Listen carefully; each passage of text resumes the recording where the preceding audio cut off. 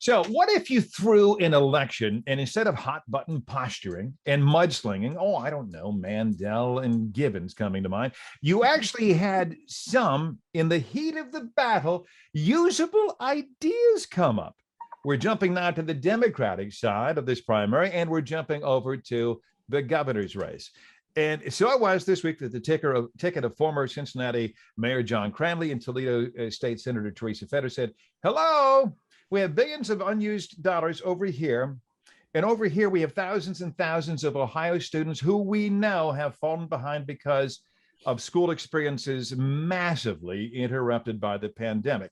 How about we give them a chance to catch up? We'll pay for it. We can do it this summer. It'll be voluntary. All schools will be involved. And as John Crandley and Theresa Fedor join us, I'm wondering, that's why I wanted you guys on, did we just get a peek into the mind of how a Crandley-Fedor governorship would work? I mean, now that it's out there, this thing, it's just like, hey, this just makes sense. How would this work? Could a governor unilaterally do it? Would it take legislative approval? Mr. Mayor? No, the governor can do it and needs to show leadership because there's nothing more important than our children's education. There's a constitutional mandate in Ohio that the state, led by the chief executive officer, the governor, provide an equal and fair education. There is bipartisan agreement that children have suffered the biggest harm during COVID outside of loss of life in terms of emotional distress, loss of learning, et cetera. This is a moral crisis. We have to give remedial summer school options to families and students who want to catch up. And it has to be far more rigorous than what would be a normal summer school offering. And right now you have these silly fights, but the real issue is that kids need to catch up with what has been lost. Well, it's only in their interest. It's also good for the state of Ohio. Theresa Fedor, Senator, good to see you as always. You know, you spent time at the front of the classroom. Good Lord, that's a saint who works up in front of a classroom, folks. Governor's people are out there saying, okay, nothing new here. School districts already have the means they want if they want to implement a program like this. Your reaction, are they wrong? Well, it needs specific leadership and leadership that's drawing from all of the community's resources. I think of retired engineers who would probably love to have a robotics club. All of these good enrichment programs will help children feel more confident in their learning. It's not stressful with tests. It'll be something that the community can wrap their arms around and really provide that kind of encouragement for our students to feel more confident. I've talked to teachers throughout, this past year, and they're talking to me about the mental health of students, that they're breaking down by doing the tests that they did before the pandemic that they were confident about now. But now there's so much pressure and they're so unsure about their learning in this environment that they're living in, that they need that extra push.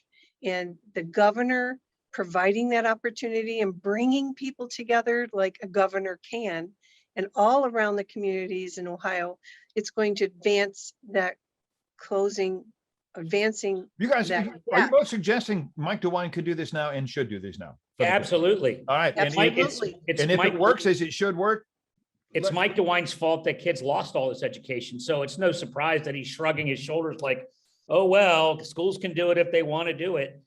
We have a constitutional obligation in Ohio for the state to provide K through 12 education. Well, that's according to the Ohio Constitution. The DeRolf decision is 25 years old. We've never had equal and fair education in this state. Mike DeWine's been in power the whole time. And so he is the problem. The solution is educating kids. You guys are in a primary fight, so I'm going to, in fairness, going to bring this up. Former Dayton governor or mayor, former Dayton mayor Nan Whaley said, "Wait a minute, in Dayton here, we've got a pre-K program. I'm very, very much involved in education, so I want to know. You were the mayor of Cincinnati. Does Cincinnati have a pre-K program?" Yeah, I helped lead an effort to get 2 years of preschool in 2016. Actually, we were the first city in Ohio to get all 3 and 4-year-olds into preschool education, and we were glad to see Dayton follow suit. And Toledo has its pilot program out there. We've got a couple hundred kids in it now. We know there are so many out there that still, but we're growing it in Toledo. I brought up Nan Whaley. Her TV ads this week carried a ringing endorsement from Senator Sherrod Brown. You had to know that was coming because he's been pretty public about that early on. Was the summer school announcement, Senator, intended to blunt that in some way? And how do you react to what you're seeing on the airwaves?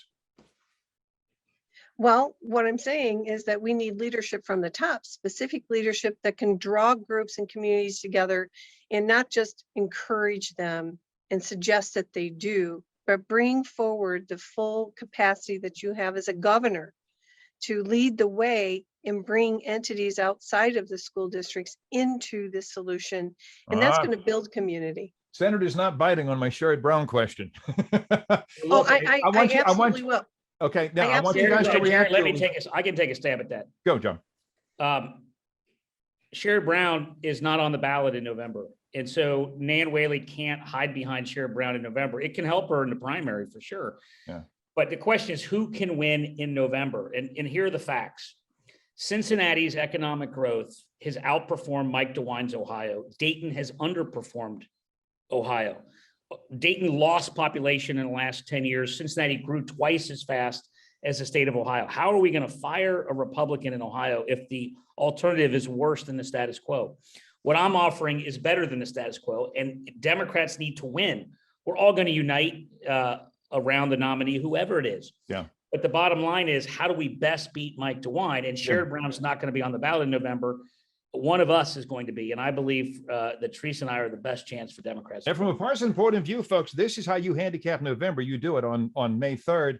I'm a little troubled, and either of you want to handle this. I've only got about a minute or so. You got to be troubled too, because I love participation in voting, and I'm hearing that turnout in the early is really down. Well, I want to blame the leaders at the State House. You know, Senator Huffman. Yep. And Representative, who's now Speaker Cupp, and the commission, which had DeWine and the other state leaders, Secretary of State and the auditor Faber, they failed to apply the law, the Constitution, in putting fair maps together. They caused this chaos and confusion. It falls at their feet. And now we have to pay $25 million to do a second one. Yeah. So that should tell the voters, we need to vote them out. With districts that we still don't know. Don't get me started, because this is a side that says, well, let's impeach the Chief Justice, who is just trying to enforce the Ohio Constitution and an amendment that we all voted on by 7 twice. All right, kids, that's it for time. Interesting proposal this week. I'll be back on Leading Edge.